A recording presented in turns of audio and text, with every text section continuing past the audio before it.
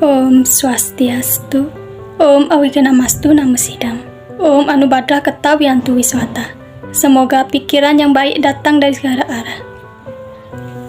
Perkenalkan, saya Kadek Sudan Dewi, mahasiswi Stah Negeri Empu Kuturan Singaraja, program studi Filsafat Hindu semester 5. Pada kesempatan baik ini, saya akan berdhamma wacana dengan tema etika berbusana ke pura dan tata rambut bagi wanita.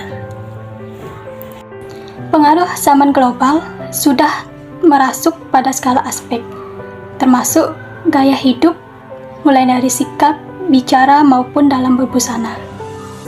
Salah satu perubahan yang paling mencolok adalah soal penampilan atau gaya pakaian. Gaya pakaian menjadi salah satu hal yang sangat mempengaruhi kepribadian seseorang di era globalisasi saat ini. Arus globalisasi dewasa ini memang membawa dampak terjadinya pergeseran dalam berbusana adat ke pura oleh generasi muda Hindu di Bali. Banyak generasi muda yang kurang memahami dan juga ada yang tidak mau memahami tentang etika dalam berpakaian ke pura.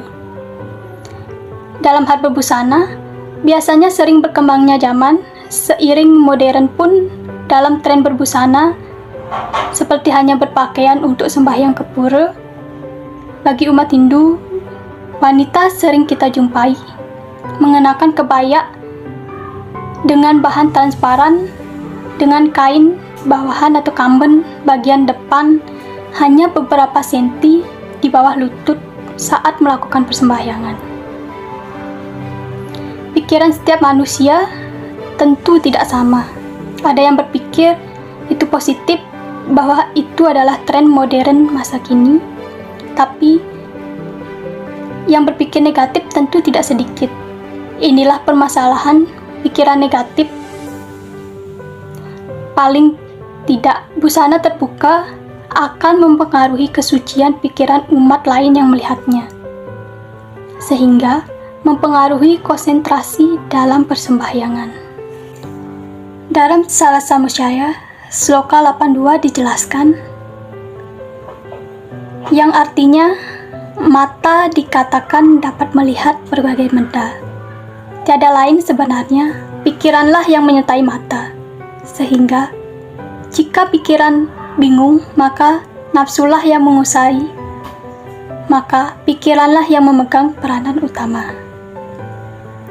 Sebagai generasi muda, memang sudah sepatutnya mempelajari dan mampu memahami dan juga melaksanakan etika dalam berpakaian untuk persembahyangan ke pura. Pikiranlah yang utama dalam mengantarkan bakti kita ke hadapan ide Sang Yang Widi Wasa, berpenampilan tetap cantik, rapi dan bersih pada saat melakukan persembahyangan pun bisa dilakukan dengan baik. Dan jangan lupa agar filosofis dalam berpakaian tidak dilupakan, karena itu adalah sebuah budaya yang patut kita pertahankan. Perkembangan busana adat ke pura masyarakat Bali. Pakaian atau busana dikatakan sebagai suatu benda kebudayaan yang sangat penting untuk hampir semua suku bangsa di dunia. Saat ini, banyak masyarakat Hindu yang menggunakan tren kebaya, entah apa yang mereka pikirkan. Dalam hal tersebut, membuat suatu gagasan menghubungkan generasi intelek untuk menciptakan budaya Ajak Bali melalui cara berpakaian adat ke pura. Mengingat berpakaian adat ke pura merupakan ciri khas dari Provinsi Bali umumnya. Memang terlihat tanggung jika seseorang ke pura dengan pakaian sedemikian rupa dan menggunakan aksesoris yang berlebihan. Namun, ada baiknya jika seseorang pergi ke pura berniat untuk menghadapkan diri pada Tuhan Yang Maha Esa, tidak menggunakan pakaian bersih dan sopan serta sesuai dengan tatwa yang ada dalam tatanan agama dan budaya.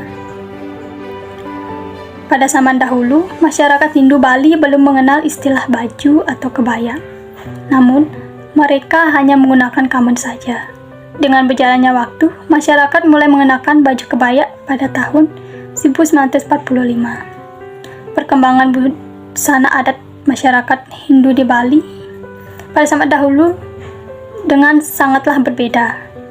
Perubahan zaman di era globalisasi ini membuat masyarakat selalu ingin mengikuti model atau tren yang sedang terkenal di media sosial. Kurangnya kesadaran masyarakat Hindu Bali dengan tata krama berbusana adat Kepura mengakibatkan banyaknya larangan-larangan yang dilakukan dan tidak pantas dipakai menjadi layak dipakaikan, dan tentunya tidak sesuai dengan pakem. Pakaian yang baik dan benar dan tentunya sesuai dengan pakem akan memperlihatkan sikap ketakwaan kita terhadap ide Sang Hyang Widiwasa. Model busana Kepura. Perkembangan rasa estetika yang melahirkan busana yang beraneka ragam baik dari bahan, model, maupun corak selalu mengikuti perkembangan zaman. Namun saat ini diusahakan untuk menggunakan warna putih atau kuning. Selain itu, warna lainnya yang tidak terlalu mencolok. Pakaian diciptakan dengan tujuan menutupi badan dan merupakan salah satu dari alat upacara. Tubuh manusia dibagi menjadi 3 yang disebut dengan triangga, yang terdiri dari Dewa Angga dari leher ke kepala, Manusia Angga dari atas pusar ke leher, dan Buta Angga dari pusar sampai bawah. Makna busana adat Kepura bagi wanita. Yang pertama, kebaya atau baju. Kebaya merupakan bagian tata busana Kepura untuk wanita. Setiap melakukan persembahyangan, wanita menggunakan kebaya yang sopan, rapi, dan bersih, dan beretika, baik itu di hari raya besar ataupun hari raya Penamu Tilam. Yang kedua, kamben. Kamben berfungsi menutupi badan sampai batas kaki. Dalam pemakaian kamben, yang jauh sekali dari tuntutan etika Hindu, yang makna sebenarnya adalah menjunjung kehormatan wanita, dan kehormatan itu adalah lain tercermin dari cara wanita menutupi bagian tubuhnya. Yang ketiga, sabuk atau lentoso. Sabuk digunakan wanita untuk menutupi bagian dalam tubuhnya. Selendang atau senteng. Senteng maknanya untuk menahan bahwa hawa nafsu kita tidak baik dan mengikat indera kita. Pemakaian selendang sepatutnya berada pada posisi pinggang atau di perut atau pusar. Tata rias rambut. Secara umum ada 3 pusungan, yaitu pusung gonjer untuk wanita yang masih lanjang, pusung tagal untuk wanita yang sudah berkeluarga, dan pusung kekupu yaitu berisi bunga warna kuning dan putih. Saat manusia tidak berbusana adat, tubuh manusia masih suci, belum dibagi-bagi menurut konsep triangga berlaku. Konsep ini baru terbentuk ketika manusia sudah berbusana adat. Sebenarnya, tidak ada lontar-lontar yang menunjukkan tentang busana adat Bali. Secara umum, busana adat Bali dibagi menjadi 3. Yang pertama, busana adat niste, digunakan sehari-hari, seperti ngayah dan tidak digunakan untuk persembahyangan. Yang kedua, busana adat madya, digunakan untuk persembahyangan. Secara filosofi sudah lengkap. Yang ketiga, busana adat agung untuk upacara pernikahan atau pawiwahan, sudah dengan lengkap dengan aksesorisnya. Hiasan di bagian kepala atau bagian Dewa Angga pada wanita. Bagian Dewa Angga pada wanita tampak pada bentuk rambut. Rambut wanita pada saat melaksanakan persembahyang sedapat mungkin untuk tidak diurai.